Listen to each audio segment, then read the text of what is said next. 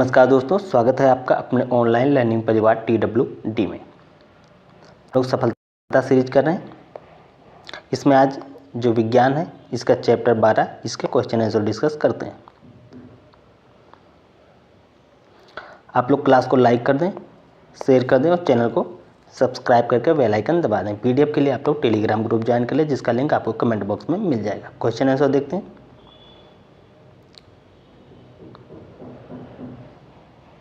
पहला क्वेश्चन है, प्रदूषण क्या है? जब हानिकारक पदार्थ वायु में, जल में, मृदा में या ध्वनि में मिलकर पर्यावरण को दूषित करते हैं। ये सारी चीज़ें हानिकारक पदार्थ इन सारी चीज़ों में मिलते हैं और इन्हें दूषित कर देते हैं, जिससे क्या होता है, जीव जंतुओं को, पौधों को, मनुष्यों को बहुत ज़्यादा नुकसान पहुंचता है। इसे प्रदूषण कहते हैं। इसके कारण क्या होते हैं? इसके जो कारण है, जैसे उद्योगों, वाहनों से निकलने वाले धुआं होता है, पराली के कूड़ा जलाना होता है, पेट्रोल डीजल का अधिक से अधिक उपयोग, वनों का अंधाधुंध कटाई, ये इसके कुछ कारण होते हैं। वायु प्रदूषण के प्रभाव बताएं। जैसे श्वसन तंत्र, श्वसन से संबंधित रोग हो जाते हैं, ओजोन परत नुकसान करता है, अम्लीय वर्षा इसके कारण होती है, पर्यावरणीय असंतुलन, ये सारी समस्याएं इससे उत्पन्न हो जाती हैं। अगला क्वेश्चन, मृदा प्रदूषण को रोकने का उपाय क्या है? जैविक खाद का प्रयोग कीजिए, रासायनिक खादों का प्रयोग कम करें, रासायनिक खादों का सीमित प्रयोग, कचरे का पुनर्चक्रण करें और वनों का अधिक से अधिक क्या करना है, हमें संरक्षण करना होगा।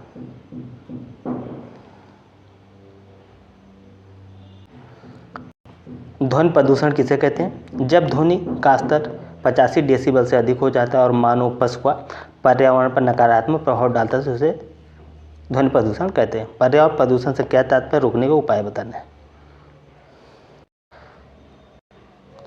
पर्यावरण प्रदूषण का अर्थ प्राकृतिक संसाधनों को दूषित होना, रोकने के उपाय क्या हो जाएंगे? सार्वजनिक जो परिवहन का उपयोग करना, प्लास्टिक के उपयोग को सीमित करना, उद्योगों का अपशिष्ट या उचित प्रबंधन और वृक्षारोपण अधिक से अधिक करना। प्रदूषण की परिभाषा बताइए। प्रकार, प्रदूषण वह प्रक्रिया है जिससे प्राकृतिक संसाधन में दूषित पदार्थ मिलते हैं। वायु प्रदूषण, जल प्रदूषण, मृदा प्रदूषण, ध्वनि प्रदूषण, इसके क्या हो जाते हैं? प्रकार हो जाते हैं।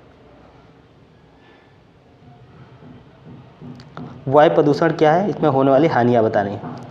तो जब वायु में हानिकारक गैसें, कण मिल जाते हैं तो इसे क्या कहते हैं? वायु प्रदूषण। हानियाँ क्या हो जाए? फेफड़े का रोग हो जाता है, ग्लोबल वार्मिंग, वनस्पति पर क्या कहता है? प्रतिकूल इसका प्रभाव पड़ता है। वायु प्रदूषण के प्रकारों को संक्षेप में लिखिए। जैसे प्राकृतिक स्रोत, ज्वालामुखी विस्फोट, धूल भरी जो आंधी आती है, मानव के स्रोत हो जाता है, वाहनों का धुआं, औद्योगिक उत्सर्जन, ये सारी चीज़ें इसे इफेक्ट डालती हैं। मृदा प्रदूषण पर टिप्पणी, हानिकारक और उपाय दें। तो मृदा प्रदूषण, मिट्टी में हानिकारक रसायन मिलाए जाते हैं, इससे क्या क्या नुकसान होता है? फसलों के उत्पादन में कमी आती है, भूजल प्रदूषित हो जाता है। उपाय क्या है? जैविक खाद का प्रयोग करना, रसायन का प्रयोग सीमित कर देना है। ध्वनि प्रदूषण को विस्तार पूर्वक समझाइए। तो 85 डेसिबल से अधिक जो ध्वनि होती है वो प्रदूषित कहलाती हैं। प्रभाव क्या होता है? श्रवण शक्ति में कमजोर, मानसिक तनाव, पशु पक्षियों पर भी इसका ज़्यादा प्रभाव पड़ता है। जल प्रदूषण किसे कहते हैं? जल प्रदूषण के प्रभाव की व्याख्या कीजिए। जल प्रदूषण हानिकारक पदार्थों से मिलकर उसे दूषित करते हैं, जल प्रदूषण कहलाते हैं। जब प्रभाव होता है पीने के पानी में कमी, जलीय जीवों की मृत्यु और जल जनित बीमारियां इससे उत्पन्न हो जाती हैं।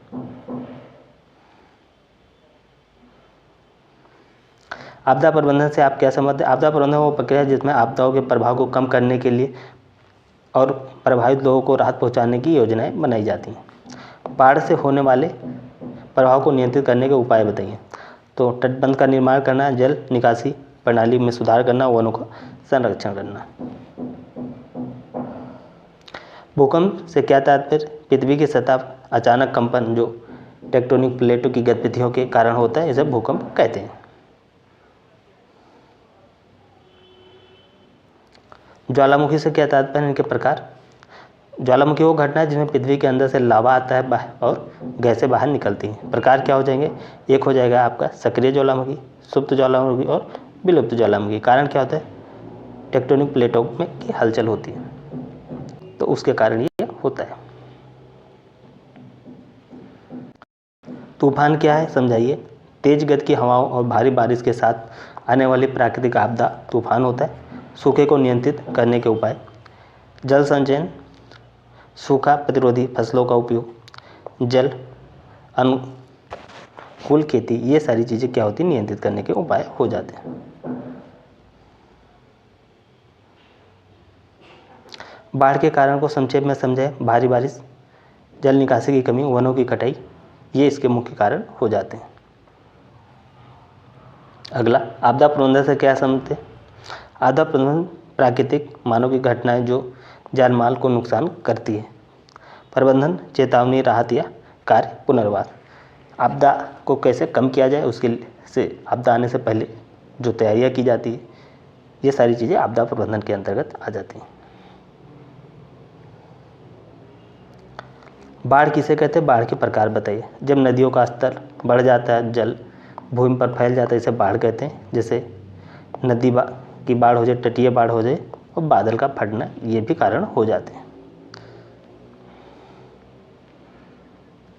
भूकंप के कारणों का वर्णन कीजिए। टेक्टोनिक प्लेटों का, ज्वालामुखी विस्फोट, खदानों का धंसना। टिप्पणी करना है सूखे पे, तूफान पे, बादल के फटने पे। तो सूखा, वर्षा की कमी, पानी की कमी से होती है। कारण है वनों की कटाई, जल का अत्यधिक दोहन। प्रभाव, फसलें बर्बाद होती, पानी की कमी। उपाय, जल संरक्षण, सूखे प्रतिरोधी जो होती हैं फसलें, उनका यूज करना है, उनको लगाना है। तूफान क्या होते हैं, तेज हवा, भारी बारिश के साथ प्राकृतिक आपदा। कारण समुद्र का गर्म होना, निम्न वायु दबाव। प्रभाव, जनहानि की होती, फसलों मकानों को नुकसान होता है। पूर्व चेतावनी, सुरक्षित स्थान का स्थानांतरण, इसके उपाय हो जाते हैं। बादल का फटना, अचानक भारी बारिश होने लगती है, इसमें कारण जलवाष्प तीव्र संघनन होने लगता है। प्रभाव क्या होता है, बाढ़, फसल और संपत्ति को नुकसान होता है। जल निकासी सुधार और चेतावनी प्रणाली, ये इसके कुछ उपाय होते हैं इसकी राहत, इसकी आपदा की मार को कम करने के लिए।